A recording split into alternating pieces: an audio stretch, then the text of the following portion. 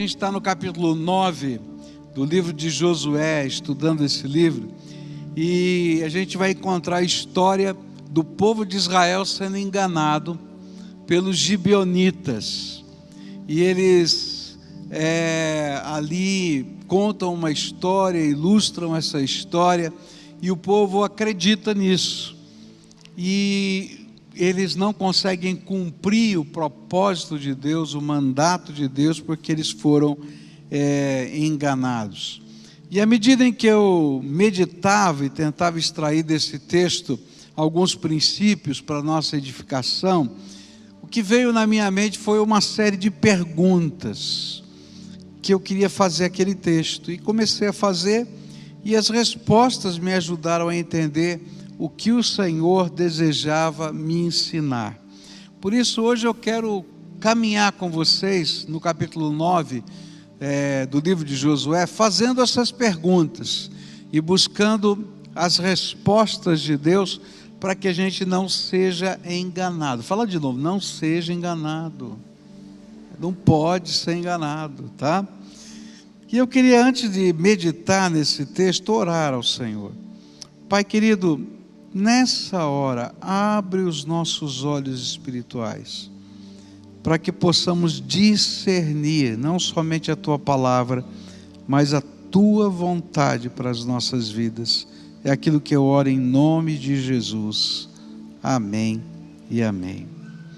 A primeira pergunta que me veio à mente foi: como Josué, um homem de Deus, cheio do Espírito Santo, que recebia revelações do céu, pôde ser enganado? Não é verdade? Poxa vida, é uma pessoa diferenciada. Como é que ele pôde ser enganado? E a resposta estava claramente delineada no texto de Josué capítulo 9, nos versículos 3 até 6 que eu quero ler.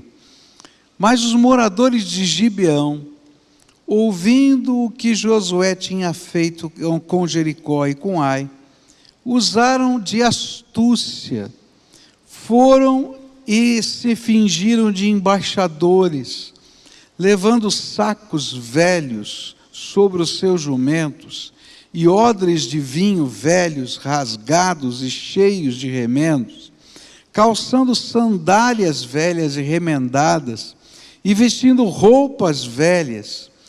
Todo o pão que traziam para comer era seco e bolorento.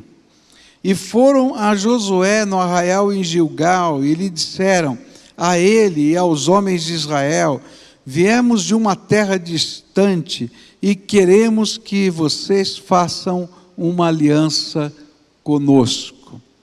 Como é que Josué foi enganado? E a primeira resposta que a gente tem a essa pergunta é porque os gibeonitas foram dissimulados. Eles foram, como diz aqui o texto, astutos. Eles reuniram um grupo de homens e os equiparam para parecerem uma delegação oficial de uma cidade estrangeira. Suas roupas, comida e equipamentos foram todos projetados para dar a impressão de que estavam numa viagem longa, difícil, de uma cidade muito distante. Pois, de alguma maneira, os gibeonitas conheciam o que Moisés havia ensinado sobre a possibilidade de Israel fazer um tratado de paz com os povos distantes e que estivessem fora dos limites da área da conquista. É interessante que Deus havia proibido que Israel fizesse tratado de paz com qualquer uma das nações que estava na área que deveria ser conquistada. Porém, Moisés tinha dito: olha, com os países distantes, as cidades distantes, fora desse cerco, fora dessa área de conquista, vocês podem fazer tratados de paz. Isso se encontra lá em Deuteronômio 20, versículos 10, 11 e no versículo 15, que diz assim: quando vocês avançarem para atacar uma cidade, enviem-lhe primeiro uma proposta de paz. Se os seus habitantes aceitarem, abrirem suas portas, serão seus escravos e se sujeitarão a trabalhos forçados. É assim que vocês tratarão todas as cidades distantes que não pertencem às nações vizinhas de vocês. É interessante que os gibeonitas, de alguma maneira, tinham um serviço de informação melhor que a BIM, aqui do Brasil, né? E eles conseguiam descobrir quais eram as áreas em que eles poderiam explorar. E eles descobriram que havia um preceito legal, não é, dentro daquela lei de Moisés, em que eles poderiam tentar se qualificar. E assim eles decidiram usar as palavras de Deus para os seus próprios propósitos. E aqui tem uma lição muito interessante para a nossa vida. Como o inimigo, Satanás, sabe usar a palavra de Deus para os seus próprios propósitos. E por isso a gente tem que tomar cuidado para não ser enganado. Fala de novo, não seja enganado. Se você ler, por exemplo, Mateus capítulo 4, na tentação de Jesus por Satanás, você vai ver como o diabo usa a palavra de Deus. Às vezes a gente imagina que a palavra de Deus não vai ser usada nunca por Satanás. Mas ela está sendo usada todo dia para nos confundir, através do enganador, que conhece às vezes melhor que você a palavra de Deus. E aí usa a própria palavra de Deus para confundir.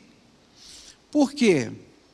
Porque um simples texto, ele não descreve toda a verdade de Deus. Esse texto tem que ser olhado e conectado tanto ao seu contexto bíblico, quanto ao contexto histórico daquela época e de hoje. Se a gente desconectar a palavra de Deus da realidade que ela mesma está ensinando para a gente, e dos contextos em que nós estamos vivendo, nós podemos levar um tombo e sermos enganados. Eu conheço tanta gente que se perdeu lendo a palavra de Deus. Eu conheço, por exemplo, gente que adota todas as leis judaicas. Não acende o fogo no dia de sábado, não cozinha no dia de sábado, não faz isso, não faz aquilo, não come essa ou aquela comida. Eu digo assim, puxa vida, mas não está na palavra de Deus? Está. Só que esqueceu-se do que o Senhor falou, das promessas de Deus, que uma nova aliança foi feita, mas lá não está escrito que a aliança perpétua com o povo de Israel mas nós somos o novo Israel de Deus. E a Bíblia diz como a gente vive no novo Israel de Deus.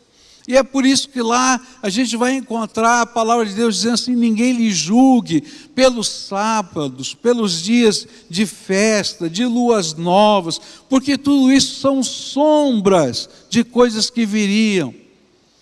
E aí a gente olha aquele texto fora do contexto, do seu contexto histórico, e se perde. E ainda mais, alguns dizem assim, você não vai para o céu porque você não guarda o sábado.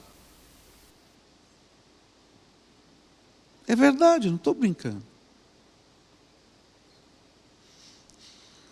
Agora, pelo menos esses temem a Deus. Agora tem gente que nem teme a Deus e usa a palavra de Deus para não temer a Deus. A história dos gibeonitas me ensina que eu preciso conhecer mais do que o inimigo a palavra de Deus. Os gibeonitas, eles viviam a 40 quilômetros do acampamento de Israel. lá em Gilgal, onde ficou a base de operações de Israel. Se a gente traçar uma linha, usando as rotas daquele tempo, a 40 quilômetros dali estavam as cidades de Gibeão, do povo gibeonita. E eles encenaram tudo, eles montaram um drama para enganar o povo de Deus, e conseguiram. Olha só o que a Bíblia fala a respeito disso, olhando para Satanás. Ele diz em 2 Coríntios 11, versículos 13 e 14, porque esses tais são falsos apóstolos, obreiros fraudulentos, disfarçando-se em apóstolos de Cristo, e não é de admirar, porque o próprio Satanás se disfarça em anjo de luz. Olha que coisa! O Novo Testamento vai ajudar a gente a entender que a gente pode ser enganado, porque Satanás se disfarça de anjo de luz. E ele usa palavras bonitas, e ele fala de amor, ele fala de bênção, mas só que não é verdade, porque ele é mentiroso, ele é o pai da mentira. E ele oferece com a mão uma coisa e toma com as duas depois. Tem muita gente iludida por coisas que não vêm de Deus, porque conhecem menos a palavra de Deus do que o próprio Satanás conhece. É interessante que quando Jesus foi tentado, lá em Mateus capítulo 4, Satanás sempre usava um versículo da Bíblia. E aí dizia, olha, como está escrito, faça isso. E Jesus dizia, mas também está escrito assim, assim, assim. E dizia assim, não é bem assim que você está falando, não. E aí a gente começa a ver a igreja, às vezes, caminhando para um lado e para o outro, e quando eu falo igreja, estou falando de gente, povo, pessoas, caminhando de um lado para o outro, porque o inimigo usa da mesma estratégia hoje. Essa estratégia é antiga, ela nasceu lá no Jardim do Éden. Olha só a sagacidade, a astúcia, não é? A dissimulação de Satanás. Quando a mulher olhou para o fruto da árvore do bem, da ciência do bem e do mal, Satanás, vendo que ela de alguma maneira estava olhando para aquilo, curiosa, desejosa, ele disse assim, é verdade que Deus disse que você não pode comer de nenhuma dos frutos das árvores desse jardim? Olha a sagacidade. Disse, não é verdade.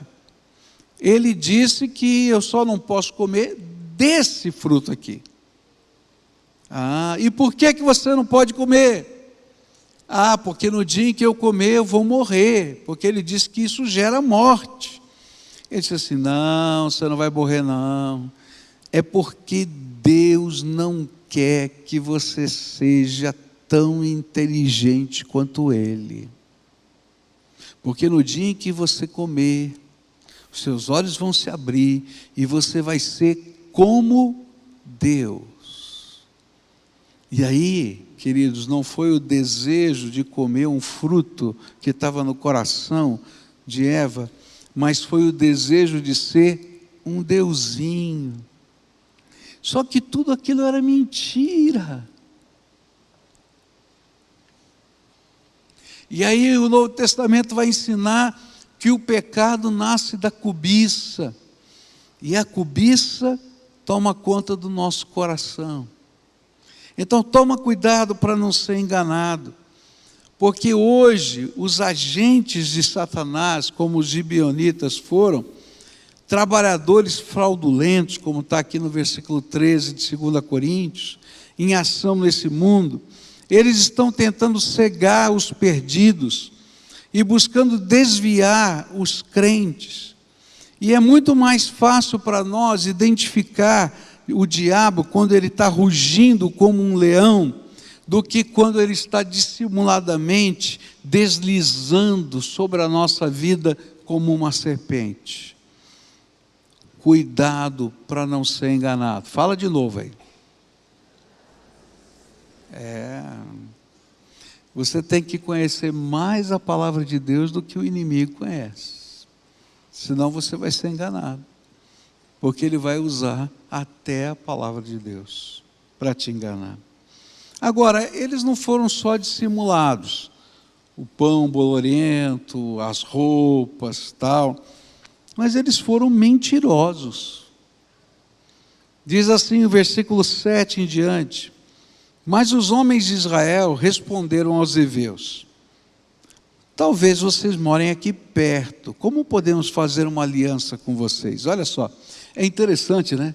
Porque eles contaram toda aquela história, fizeram toda aquela encenação, e aí os homens ficaram desconfiados. Vocês moram longe daqui mesmo? Vocês talvez morem aqui perto, estão querendo enganar a gente. E então disseram a Josué: somos seus servos. Mas Josué perguntou: quem são vocês e de onde vêm? E eles responderam: estes seus servos vieram de uma terra muito distante, por causa do nome do Senhor seu Deus. Pois ouvimos a sua fama e tudo o que fez no Egito, e tudo o que fez com os 2 reis dos amorreus, que estavam do outro lado do Jordão, a saber, Seom, rei de Esbom, e Og, rei de Bazã, que estava em Astarote. Por isso, os nossos anciãos e todos os moradores da nossa terra nos disseram: levem com vocês alimentos para a viagem e vão ao encontro deles, dizendo: somos seus servos, façam uma aliança conosco. Este nosso pão nós pegamos em nossas casas quando estava quente, no dia em que saímos para vir falar com vocês, e agora aqui está ele, já seco e bolorento. Estes odres eram novos quando os enchemos de vinho, mas agora já estão rasgados. E estas nossas roupas e estas nossas sandálias já envelheceram por causa da longa viagem. E a segunda resposta é que eles não apenas foram dissimulados, mas também foram mentirosos. Mas a mentira, ela vai mexer com a ganância do nosso coração. Você já ouviu a história do conto do bilhete premiado? Esse é o conto do vigário mais antigo no mundo. Chega um cidadão muito simples, que mal sabe falar direito, que diz que veio do interior, e diz assim: olha, eu descobri que esse bilhete aqui está premiado, mas eu preciso voltar para casa, eu não tenho tempo de esperar o banco abrir. Então, ele vai render tanto. Se você me der tanto, eu lhe dou o bilhete, porque eu tenho que voltar urgente. Eu recebi uma notícia que eu tenho que chegar logo em casa. E você pode ficar com o resto. E aí a pessoa começa a fazer conta. E pensar: olha, eu vou ficar com tanto, vou dar tanto. E aí ela imagina que está passando o conto do vigário no vigarista. Entendeu? E é por isso que, apesar de ser o golpe mais antigo do mundo, é o menos denunciado, porque o outro sabe que foi vigarista também. E olha só como Satanás usa a mentira do mesmo jeito. Ele começa dizendo assim, mexendo com a ganância. Ele diz assim: nós somos seus servos. E aqui a palavra que está ali é escravo. Daqui para frente nós vamos fazer uma aliança e nós vamos produzir para vocês. Você não precisa nem trabalhar. A gente produz e paga para viver. E depois eles mexem com o sentimento messiânico deles, de conquista por Deus. Nós viemos aqui por causa do nome do Senhor. E aí, nesses dois sentimentos, eles enganam o povo de Deus. E não estão enganando qualquer um, não, estão enganando Josué. E aí eles vão lá e mostram o pão seco, mofado, como se tivesse sido feito antes da saída. Falam das conquistas antigas, porque se eles citassem as atuais, revelariam que estavam mentindo. E eles usavam o temor do Senhor, que os próprios israelitas viviam e tinham, para se colocarem na mesma posição de tementes a Deus. E é interessante como Satanás não apenas mexe com a nossa cobiça, mas ele mexe com a nossa religiosidade. E Satanás sabe como usar mentiras religiosas para dar a impressão de que as pessoas estão procurando conhecer o Senhor, mas na verdade não estão. Eu acho que uma das mentiras mais usadas pelo inimigo são as mentiras religiosas, onde a gente se parece com o povo de Deus, faz de conta que é povo de Deus, mas não é nada. Na verdade, às vezes são embaixadores de Satanás no meio do povo de Deus, e que tentam convencer os cristãos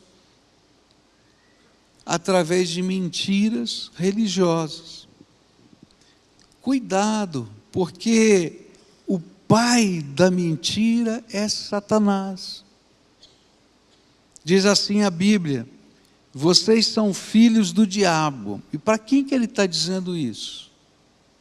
Ele está falando para os escribas e fariseus, que tinham ensinado uma série de mentiras religiosas através dos preceitos que não estavam na lei. E ele vai dizer assim: vocês são filhos do diabo e querem fazer o que o pai de vocês quer. Desde a criação do mundo ele foi assassino e nunca esteve do lado da verdade, porque nele não existe verdade. Quando o diabo mente, está apenas fazendo o que é o seu costume, pois é mentiroso e é o pai de todas as mentiras. Cuidado para não ser enganado. E cuidado para não se transformar no enganador.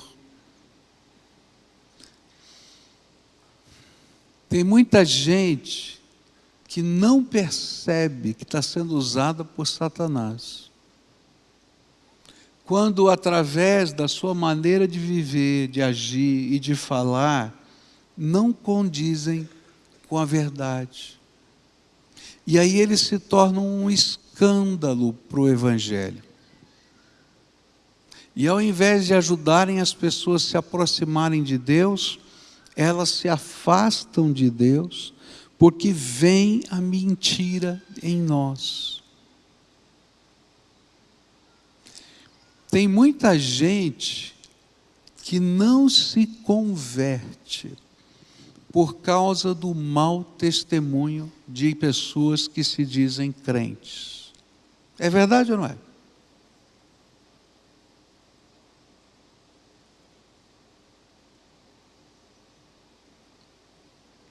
Porque são mentirosos. Falam de Deus, falam do amor, falam da misericórdia, mas não vivem nada disso. Cuidado, não seja um enganador. Agora, cuidado, porque o fato de existirem pessoas assim não impede a realidade de que existe um Deus que nos ama e tem um propósito para a nossa vida. E aí o propósito do enganador se cumpre quando você é enganado. Porque ao olhar para o mentiroso, acreditar que ele é mentiroso, você desacredita do Deus que é a verdade. E aí você se tornou um enganado. Cuidado. Por isso a palavra de Deus vai dizer que no meio do povo de Deus existem esses falsos profetas e que destroem e são impedimentos a tantos a caminharem com Deus. Se líderes experientes puderam ser enganados, será que eu e você também não podemos? Mas eu queria terminar essa mensagem com uma segunda pergunta. A primeira pergunta foi como eles foram enganados. Eles foram enganados pela dissimulação e pela mentira. Mas a próxima pergunta é mais complicada. Por que eles foram enganados? E a resposta está bem clara no texto. Os israelitas examinaram as provisões dos heveus, mas não consultaram o Senhor. E então Josué fez um acordo de paz com eles, garantindo poupar-lhes a vida. E os líderes da comunidade o confirmaram com um juramento. E aqui vem uma coisa tremenda. Por que Josué foi enganado? O como eu já sei. Houve mentira e dissimulação. Mas por quê? Porque Josué e os príncipes de Israel foram impetuosos e não acharam necessário consultar o Senhor. Por quê? Porque eles achavam que tinham toda a informação necessária para tomarem uma decisão imediatamente. Eles olharam, ouviram o que aqueles homens falaram. Comprovaram o que aqueles homens falaram com aquilo que eles estavam vendo. Pão bolorento, roupa surrada, sandália rasgada e remendada. E eles disseram: tenho todas as informações necessárias para fechar esse acordo. Não sei se já aconteceu isso na sua família, né? E de repente você está para fazer um negócio, e aí você comenta com a sua esposa, e a sua esposa diz assim: não sei. Diz assim: não sei por quê. Não fui com a cara dessa pessoa. Já aconteceu? Né? E aí você diz assim: não, mas está tudo bem, olha, eu tenho aqui os documentos, eu já analisei tudo, está tudo em ordem aqui, olha, leia aqui comigo, está vendo? Aí ela diz: estou vendo, mas não sei. Eu acho melhor você pensar melhor. Quem já fez? Quem já conviveu isso? Eu estou vendo um monte de homem levantar a mão. O negócio é sério, né? Aí isso as pessoas chamam de intuição feminina. É interessante porque, na verdade, essa intuição feminina é a maneira como a mulher percebe a realidade, né? O homem e a mulher pensam com lados diferentes do cérebro. Um é mais dedutivo, o outro é mais intuitivo. O lado dedutivo precisa ter uma organização. Primeiro isso, aquilo outro, eu estou vendo as provas e tal, eu tomo a decisão. O lado intuitivo, ele precisa perceber os sinais de comunicação.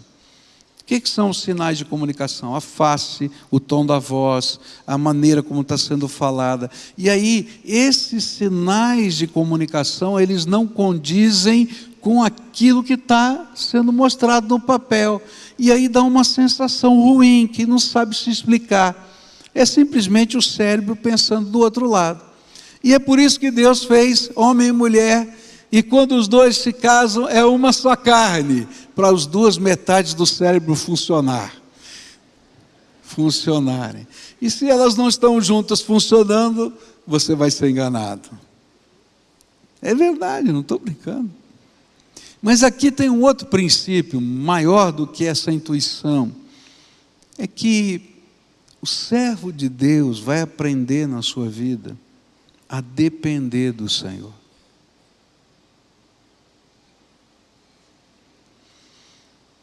A gente imagina que para depender de Deus, eu tenho somente que olhar para Ele ou pedir os seus conselhos, quando eu não tenho as informações e os dados, porque a minha mente é suficiente para tomar qualquer decisão. Mas o que a Bíblia vai ensinar para Josué, para o povo, é que eu preciso da graça de Deus em toda e qualquer circunstância da vida. Até quando eu acho que tenho certeza das coisas. E a Bíblia vai deixar bem claro nessa narrativa, qual é o propósito dessa narrativa. É interessante que quando a gente vai interpretar uma narrativa, o narrador da Bíblia, ele tem uma intenção, ele tem uma mensagem moral para a gente. Então toda a narrativa bíblica, quando a gente vai interpretar, eu tenho que procurar a mensagem moral. Qual é a intenção do autor? E a intenção do autor em nos contar essa história é: não consultaram a Deus, por isso foram enganados. Por quê? Porque Deus revela a sua vontade aos seus servos. E se alguém deseja que Deus revele a sua vontade, pode pedir. E se alguém tem necessidade de sabedoria além da humana, mas divina e espiritual, pode pedir. E toda vez que a gente buscar com sinceridade, com profundidade da alma, o Senhor vai revelar. Não porque a gente tem todos os dados, porque os dados podem nos enganar, mas porque o Senhor, o Todo-Poderoso, tem prazer de cuidar dos seus filhos. E aí mesmo que venha dissimulação e mentira, a graça de Deus acima de tudo isso. E é por isso que o Senhor vai dizer: olha, vocês foram enganados porque não consultaram a mim. E nessa manhã eu queria concluir essa mensagem antes da gente celebrar a ceia do Senhor, dizendo para você: na vida a gente vai passar por várias situações tremendamente concretas, em que eu vou ter o sentimento e o impulso de fazer, porque eu tenho os dados, eu tenho como checar e dizer: olha, está aqui, está ali, está acolá.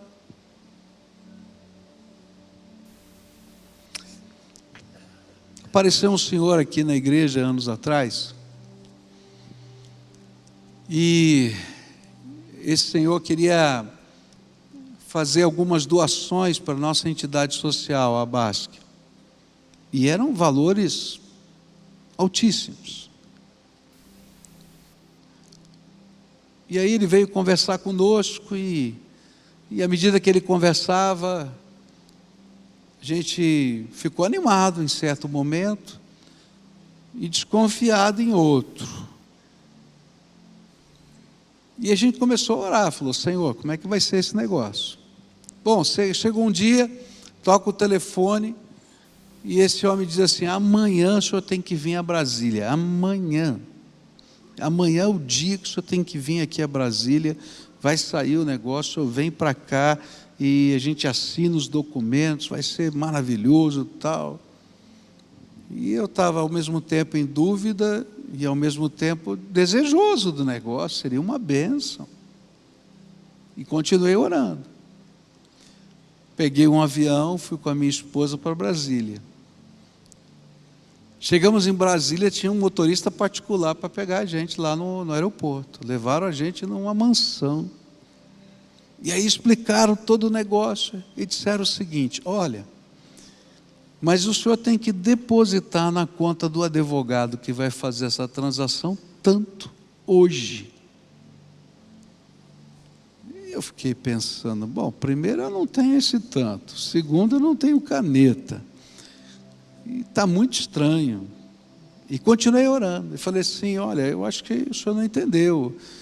Nós não trabalhamos assim, eu não tenho como fazer. Ele falou, não. O senhor faz o seguinte, está aqui o telefone, fica aqui nessa sala. O senhor tem contatos, faça os seus contatos, senão o senhor vai perder. E eu estava lá orando. Aí liguei para 2 pessoas, uma está aqui conosco. Falei, está acontecendo isso. O que é que você acha? Falei, pastor, está cheirando mal. Aí continuei orando. Peguei e liguei para uma segunda pessoa, um amigo lá de Brasília, que era médico da presidência da República na época. Falei, está acontecendo assim, o que você acha? Diz alguma coisa para mim. E aí aquele irmão falou assim, me dá 5 minutos, pastor, eu vou levantar a ficha desse homem.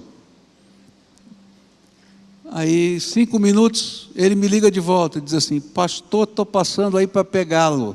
Esse homem já foi preso não sei quantas vezes, sai já. Por que eu estou contando isso para você? Porque todos nós podemos ser enganados. Ninguém tem a capacidade de discernir todas as coisas. E é isso que a Bíblia está ensinando. Nem Josué tinha essa capacidade, nem você, nem eu, nem ninguém, por maior experiência que seja nossa. Mas Deus revela sabedoria quando a gente busca o Senhor e nos livra dos enganos de Satanás. E se você quer aprender alguma coisa, então aprenda o seguinte: conheça a Bíblia mais do que o diabo conhece. E dependa de Deus para as grandes e para as pequenas coisas, porque nele há segurança. Eu queria convidar os diáconos a se aproximarem para nos ajudarem a celebrar a ceia do Senhor. E queria convidar todos quantos creem no Senhor Jesus Cristo como Senhor e Salvador da sua vida, estão em comunhão com o Senhor e com a sua igreja, a participarem do pão e do vinho. Lembrando que Jesus, o autor e consumador da nossa fé, é o sumo sacerdote que abriu as portas da sala do trono para nós. E por isso a gente não pode ter acanhamento. Por isso ele diz, entra com ousadia na sala do trono. Porque Deus tem a resposta para a minha vida e para a sua vida. E através de Jesus, ela já nos foi prometida. Então não fique em dúvida. Procure o Senhor na profundidade da sua alma. Para te adorar, ó Rei dos Reis, foi que eu nasci, ó Rei Jesus, meu prazer